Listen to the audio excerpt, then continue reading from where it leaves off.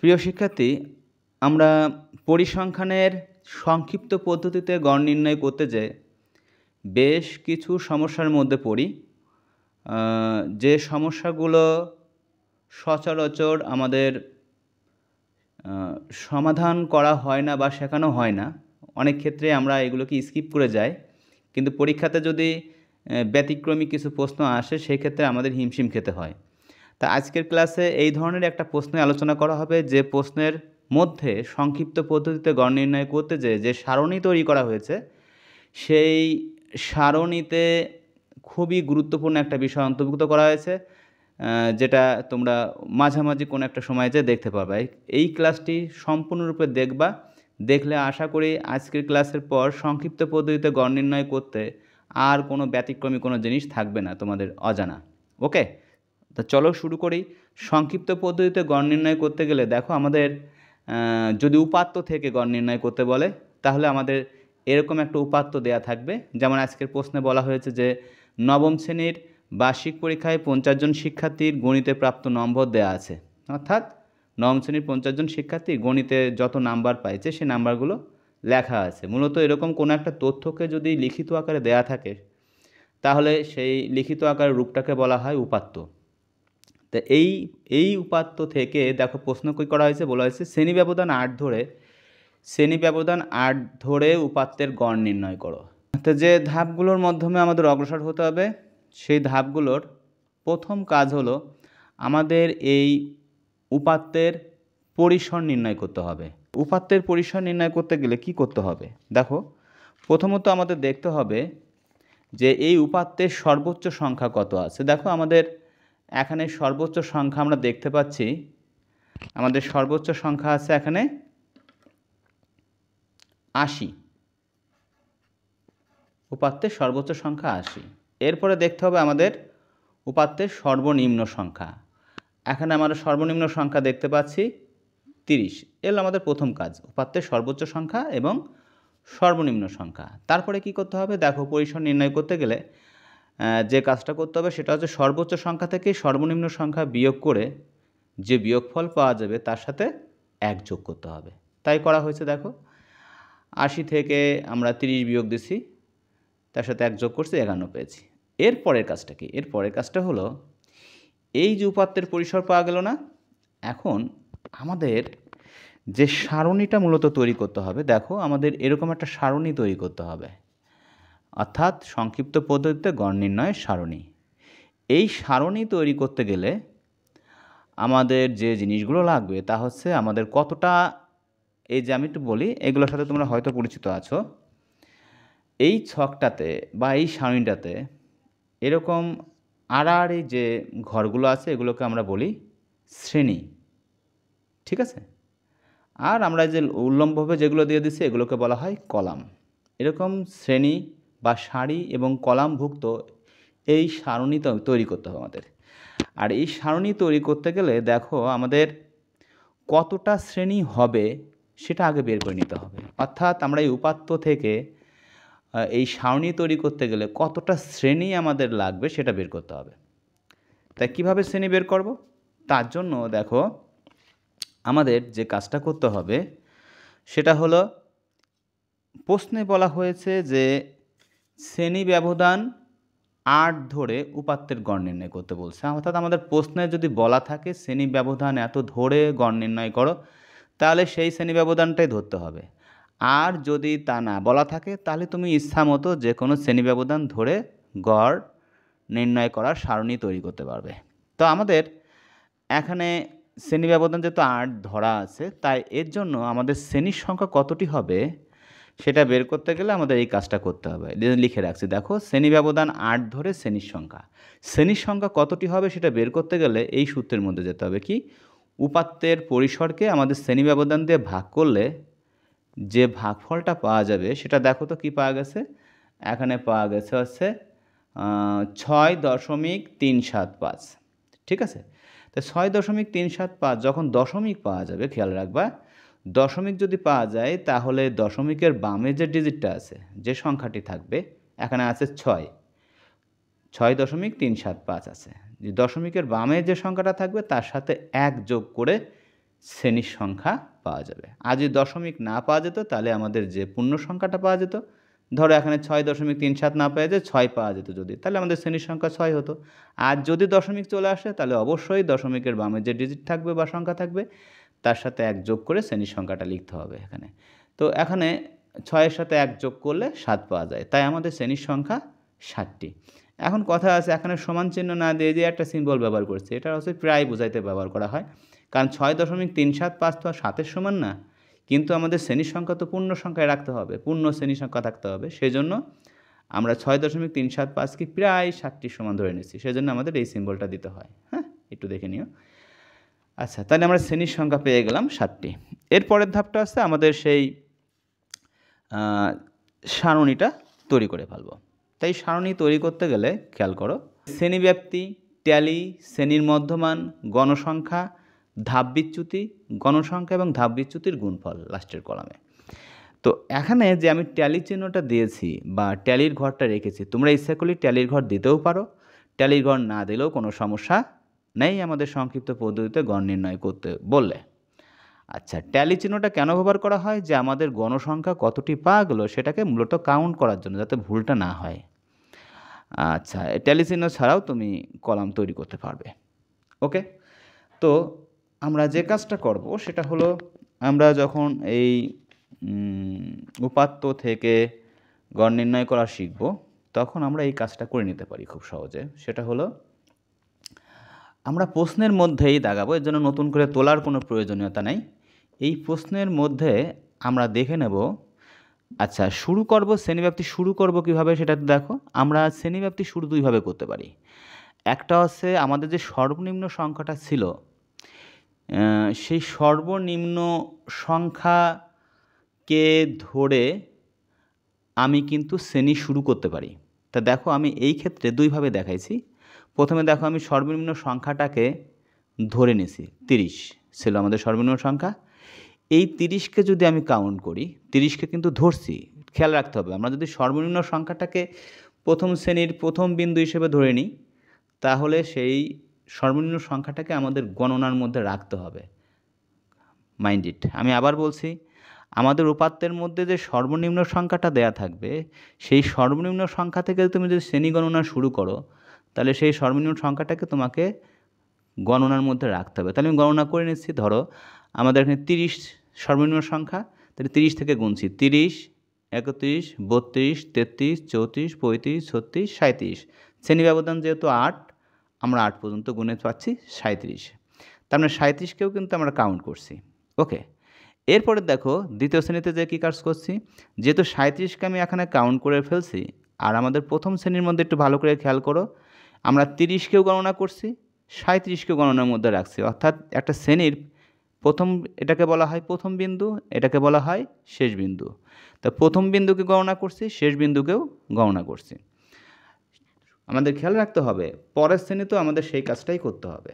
তো যেহেতু আমি এখানে 37 গণনা করে ফেলছি, তাহলে আমি যেহেতু পরের শ্রেণীতেও আমাদের প্রথম বিন্দু শেষ বিন্দু গণনা করতে হবে, তাহলে 37 যেহেতু এখানে গণনা করে ফেলছি, আমি এখানে আর 37 লিখব না। এটা খুব গুরুত্বপূর্ণ একটা কথা। 37 না লাগবো না, কারণ 37 আমি এখানে গণনা করছি, আমি যদি এখানেও 37কে গণনা করি তাহলে একই গণসংখ্যা দুইটা শ্রেণীর মধ্যে গণনা করা হয়ে যাবে। ঠিক আছে, সেজন্য আমরা এখানে যেহেতু 37কে গণনা করে ফেলছি, এখানে আমরা 38 থেকে ধরবো, তাহলে 38 গণনা করতে পারবো। তাহলে 38, 39, 40, 41, 42, 43, 44, 45, 45 শেষ হবে। এইভাবে আমি 8টা শ্রেণী, এখানে আমরা 7টা শ্রেণী তৈরি করতে পারছি। 78 থেকে 85 হচ্ছে লাস্ট শ্রেণী ব্যবধান।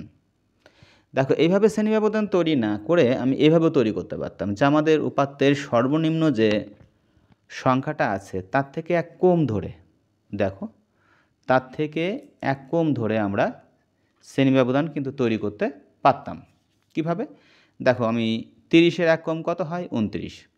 তাহলে এই 29 থেকে আমি শুরু করছি, 29 থেকে শুরু করছি, যেহেতু আমাদের 29 এই আমাদের উপাত্তের মধ্যে ছিল না, 30 থেকে ছিল, সুতরাং আমাদের এখানে আমি যদি 29কে গণনা না করি তাতে আমাদের সমস্যা নেই।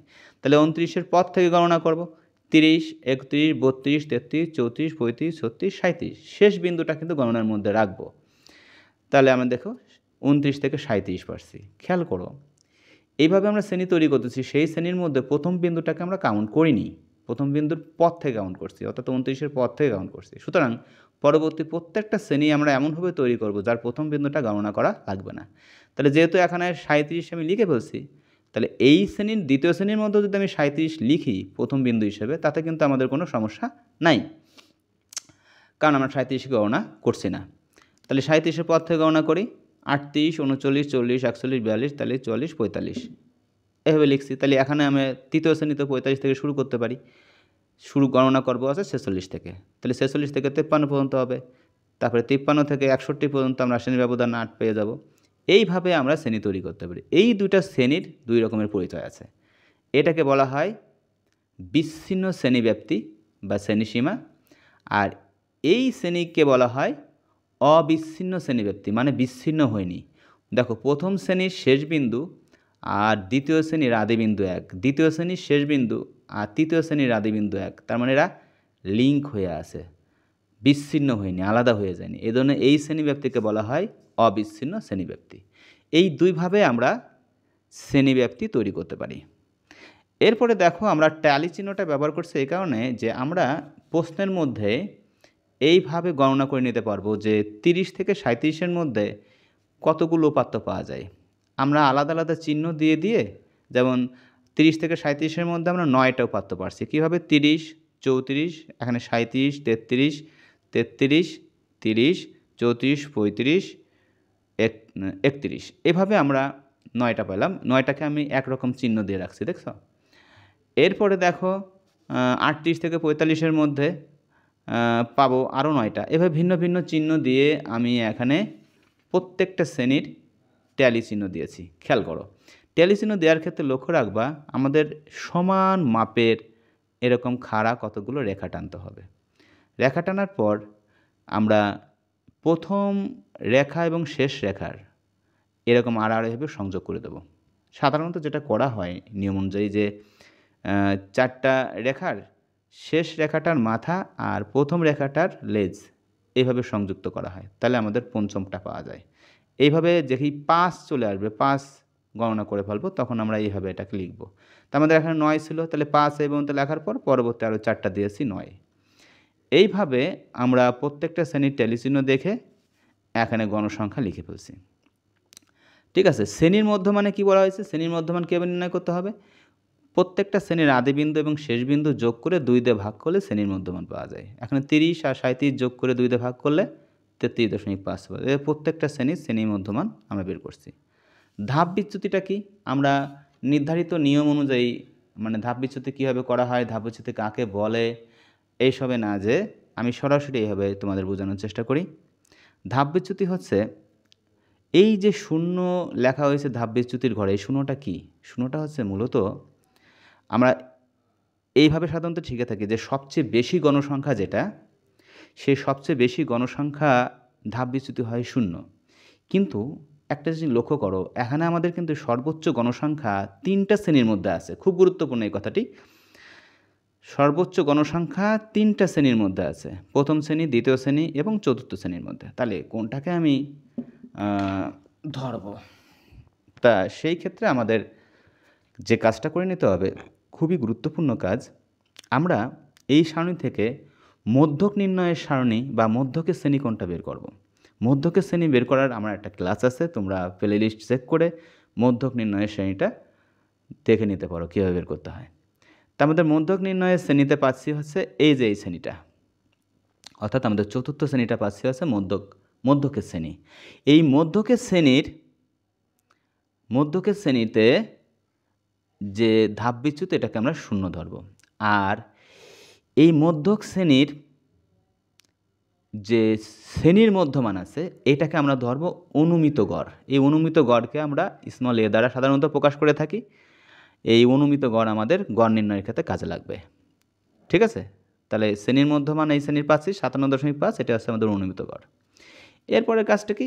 প্রত্যেকটা কলামে বা প্রত্যেকটা শ্রেণীর জন্য আমাদের এই ধাপ বিচ্যুতি এবং গণসংখ্যার গুণফলটা লিখে ফেলবো। আর একটা জিনিস খেয়াল করো, এখানে যেটা মিসিং করে গেছি, এই 0 লিখে নেওয়ার পর শূন্যের উপরের দিকে যতগুলো শ্রেণী আছে শূন্য থেকে কাউন্ট করা শুরু হবে 1 দিয়ে, 1 2 3 ক্রমান্বয়ে উপরের দিকে এরকম উঠবো। আর উপরে যেগুলো আছে সবগুলোর আগে আমরা মাইনাস চিহ্ন দেবো। আর শূন্যের নিচের দিকে যতগুলো শ্রেণী থাকবে সেই শ্রেণীগুলো তো ওই 1 থেকেই শুরু হবে, 1 থেকে শুরু করে সব হচ্ছে পজিটিভ আকারে আসবে, যেমন +1 +2 +3। আচ্ছা, এবার ধাপ বিচ্যুতির পরে ধাপ বিচ্যুতি এবং গণসংখ্যার গুণফল লিখতে হবে প্রত্যেকটা শ্রেণীর। তাহলে প্রথম শ্রেণীর গণসংখ্যা এবং ধাপ বিচ্যুতির গুণফল আছে -27, কারণ -3 আর এখানে +9 গুণ করলে -27। এরপরে -18 -7 0, এভাবে করে এই যে আমাদের গণসংখ্যা এবং ধাপ বিচ্যুতির গুণফলগুলো পাওয়া গেছে প্রত্যেকটা শ্রেণীর, সেইগুলোর সমষ্টি করে ফেলতে হবে। তোমরা ক্যালকুলেটরে এগুলো লিখে নিতে পারো, -27 -18 -7 0 লেখার দরকার নাই, +4 +14 +15 লেখার পরে এই যে আমি এই চিহ্নটা এখানে দিয়েছি সেটা হলো, এটাকে বলা হয় সামেশন চিহ্ন। সামেশন মানে সমষ্টি, সমষ্টিকে বোঝানোর জন্য সামেশন চিহ্নটা দেওয়া হয়। অর্থাৎ প্রত্যেকটা শ্রেণী যে এফআই ইউআই পাওয়া গেছে, এফআই আর ইউআই এর গুণফল আছে এফআই ইউআই, প্রত্যেকটা শ্রেণীর এই এফআই ইউআই এর সমষ্টিকে বোঝানোর জন্য আমরা সামেশন চিহ্ন দিচ্ছি। তাহলে সামেশন অফ এফআই ইউআই মানে হচ্ছে প্রত্যেকটা শ্রেণীর যে এফআই ইউআই পাওয়া গেছে তাদের যোগফল, তাদের যোগ করে আমরা কত পেয়েছি -19। লেখার পর এখন খেয়াল করো, আমাদের এখানে গড় নির্ণয়ের জন্য যে সূত্র ব্যবহার করা হয় সেটা হচ্ছে গড় ইকুয়াল টু আছে অনুমিত গড়, এই এ লিখে নিচেই বার দেওয়ার অর্থ হলো এটা অনুমিত গড়, plus summation of FI UI by N হচ্ছে মোট গণসংখ্যা, আমরা এখানে মোট গণসংখ্যা পাইছি 50। আচ্ছা, আর হচ্ছে এইচটা হচ্ছে শ্রেণী ব্যবধান, এইচটা হচ্ছে শ্রেণী ব্যবধান। তা আমাদের এখানে অনুমিত গড় এই যে আগে আমরা লিখে রাখছি, অনুমিত গড় আছে 57.5। এরপরে আমাদের সামেশন অফ এফআই ইউআই পাইসি আছে -19, গণসংখ্যা হচ্ছে 50, শ্রেণী ব্যবধান হচ্ছে 8। এইগুলো ক্যালকুলেশন করার সময় একটা জিনিস খেয়াল রাখতে হবে, অনেকে যে কাজটা করে সেটা হচ্ছে একবারে এই কাজ করে ফেলে, যোগ টোগ করে ফেলে, ফলে যে উত্তরে ভুল হয়ে যায়। তোমরা যে কাজটা করবা এই যে যোগ আর গুণের ক্ষেত্রে গুণের কাজটা আগে করে নেবা।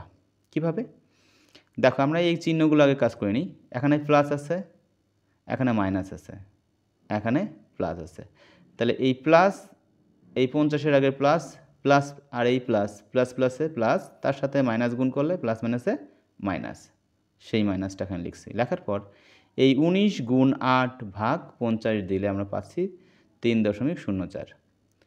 তাতে একবারে এখন তুমি ক্যালকুলেটরে যে 57.5 বিয়োগ 3.04 দিলে 54.46 পেয়ে যাব। যেহেতু আমাদের দশমিকের পর 4-6-এর পর আর কোনো ডিজিট ছিল না, আর আমি 4-6 পর্যন্ত রাখছি, সুতরাং এখানে প্রায় লেখার কোনো প্রয়োজনীয়তা নাই।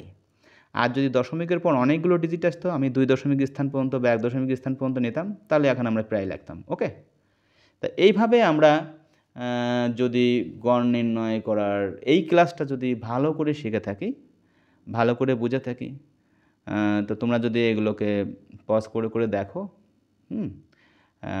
তাহলে আশা করি এই ক্লাসটার পর সংক্ষিপ্ত পদ্ধতিতে গড় নির্ণয়ের জন্য তোমাদের আর কোনো সমস্যা থাকবে না।